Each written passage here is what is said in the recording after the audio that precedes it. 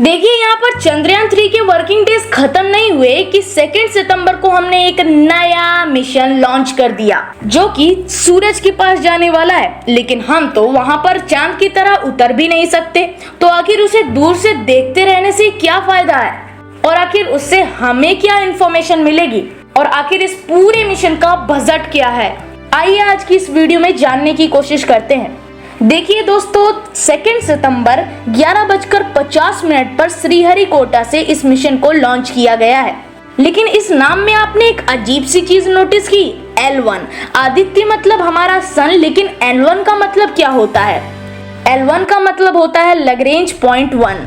देखिए, जिस तरह से हमारी सन की ग्रेविटी अर्थ को अफेक्ट करती है, उसी तरह से अर्थ की ग्रेविटी हमारे सन को भी अफेक्ट करती है। अब इसी वजह से इन दोनों के बीच की ग्रेविटी में टग ऑफ वॉर का गेम चालू हो जाता है। लेकिन एक पॉइंट ऐसा भी आता है जहां पर इन दोनों की ग्रेविटी बैलेंस हो जाती है, इसी को लैग्रेंज पॉइंट कहा जाता है।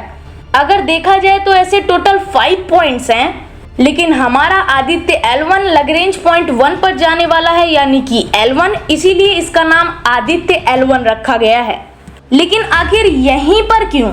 देखिए, इन पांचों लैग्रेंज पॉइंट्स में से दो सबसे ज्यादा इंपॉर्टेंट हैं, L1 और L2, क्योंकि ये धरती के सबसे ज्यादा करीब है, इसीलिए फ्यूल की भी बचत हो सकती है और यहाँ पर जाने में कम टाइम भी लगेगा।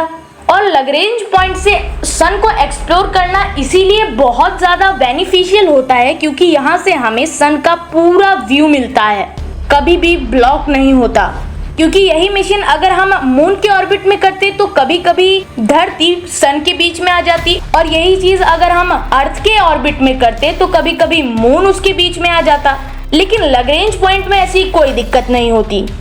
और लैग्रेंज पॉइंट 2 पर यानी कि L2 पर one of the most expensive space missions में से एक JWST को पॉइंट किया गया है, जो कि हमें स्पेस की बहुत नई और खूबसूरत इमेजेस प्रोवाइड कर चुका है और हमारी टाइम की भी बचत होने वाली है। क्योंकि अगर धरती से कंपेयर किया जाए तो जो चांद है वो 3,80,000 किलोमीटर दूर है, लेकिन सूरज वो 15 करोड़ किलोमीटर दूर है। आदित्य L1 को इतना दूर जाने की जरूरत भी नहीं पड़ेगी, केवल 1.5 मिलियन किलोमीटर दूर जाकर ही वो सारी इंफॉर्मेशन गेन कर लेगा।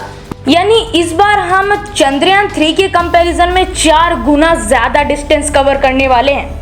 अगर सनलाइट की बात करें तो वो तो केवल 8 मिनट में पहुंच जाती है, लेकिन L1 पॉइंट पर पहुंचने में आदित्य L1 को 4 महीने का टाइम लगने वाला है।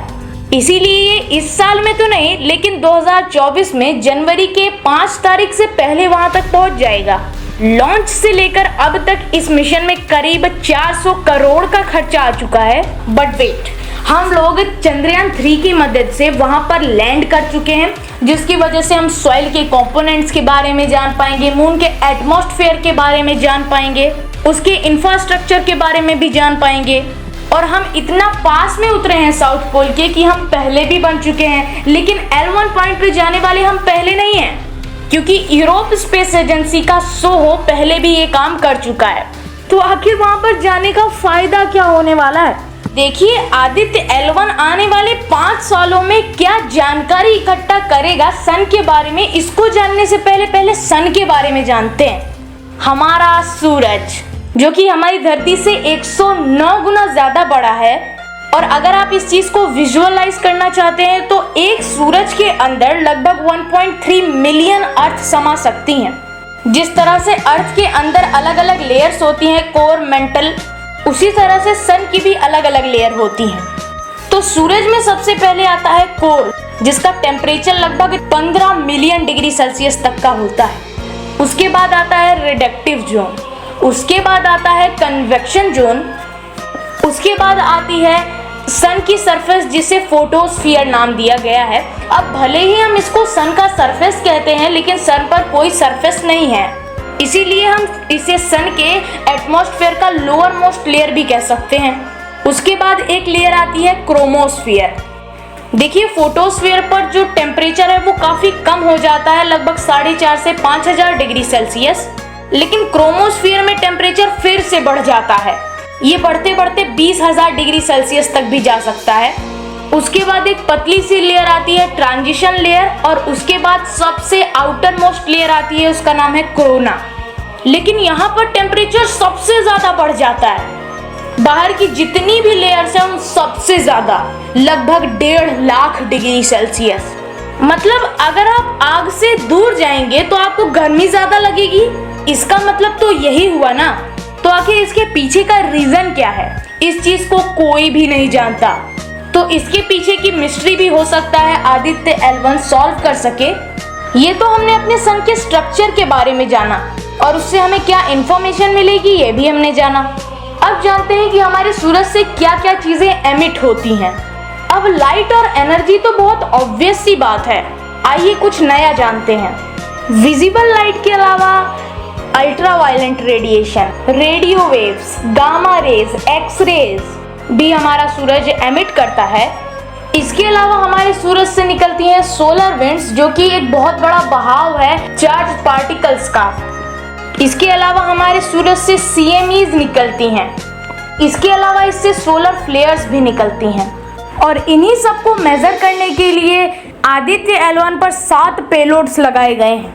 आइए तो इन सभी के बारे में डिटेल में जानते हैं। सबसे पहला विजिबल एमिशन लाइन कोरोनोग्राफ यानी कि वेकल, जो कि कोरोना लेयर को स्टडी करेगा। उसके बाद सोलर अल्ट्रावायलेंट इमेजिंग टेलीस्कोप यानी कि शूट, जो कि फोटोस्फीयर और क्रोमोस्फीयर की इमेजेस लेगा। उसके बाद solar low energy X ray spectrometer यानी कि सोलेक्स, और उसके बाद high energy L1 orbiting X ray spectrometer, जो कि एक्सरे को स्टडी करेगा और स्पेशली जो कि सोलर फ्लेयर से निकलती हैं। उसके बाद Aditya solar wind particle experiment यानी कि एस्पेक्स और plasma analyser package for Aditya यानी पापा, ये दोनों सोलर विंड्स को स्टडी करेंगे। और उसके बाद मैग्नेटोमीटर यानी कि MAG, जो कि मैग्नेटिक फील्ड को मेजर करेंगे जो कि इस L1 पर आ रही हैं।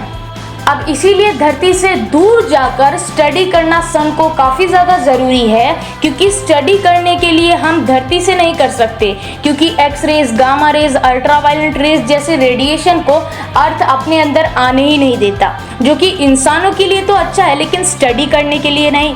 और एक चीज़ ये भी है कि दुनिया के सारे इम्पोर्टेंट देशों ने सन पर मिशन किए हुए हैं, लेकिन भारत का ये पहला मिशन होने वाला है जो कि स्पेसिफिकली सन को स्टडी करेगा।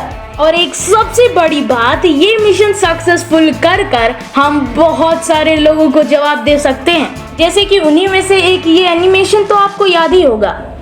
और अब शायद इस एनिमेशन को अपडेट करने की ज़रूरत है कि हम एक एलीट क्लब में एंटर नहीं होना चाहते, बल्कि हम खुद में ही एक एलीट क्लब हैं।